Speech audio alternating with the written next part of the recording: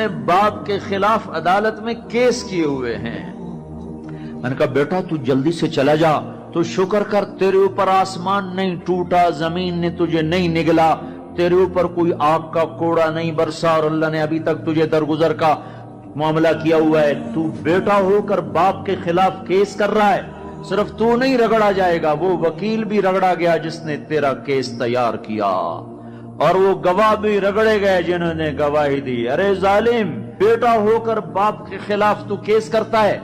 تو میرے بھائیو، اپنے ماں باپ کی خدمت کر کے جنت لے لو، جنت بنا لو، یہ جہان بھی سنورے گا، اگلا جہان بھی سنورے گا۔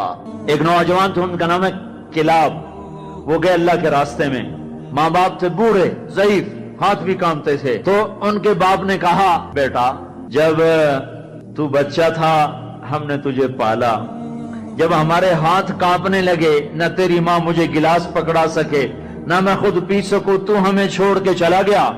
یہ اشعار جب حضرت عمر کو پہنچے تو انہوں نے فوراً آدمی بھیج کر اس بچے کو بلوایا، اور مسجد میں کھڑے ہو کر ان کا کوڑا تو مشہور تھا نا، کوڑا اٹھا کے مار مار مار اس کا حلیہ بگاڑ دیا کہ بوڑھے ماں باپ کو چھوڑ کے جہاد میں جاتے ہو، بوڑھے ماں باپ کو چھوڑ کے جہاد میں جاتے ہو، مار مار، جب تک تیرے ماں باپ زندہ ہیں تو اس گھر سے قدم نہیں نکال سکتا۔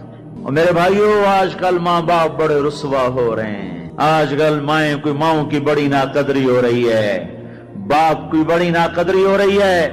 اکثر نوجوان بیٹھے ہوئے مجھے نظر آ رہے ہیں، میں تمہیں اللہ رسول کی محبت کا واسطہ دیتا ہوں، میں تمہیں اللہ کا واسطہ دیتا ہوں کہ اپنی ماؤں کو، اپنے باپ کو راضی کرو۔ ہاں، نافرمانی کی بات کہیں، ماننا نہیں، گستاخی بھی نہیں کرنی۔ پچھلے سفر میں ایک نوجوان آیا، کہا جی داڑھی رکھتا ہوں، ماں بھی کہتی شیو کراؤ، باپ بھی کہتا ہے شیو کراؤ۔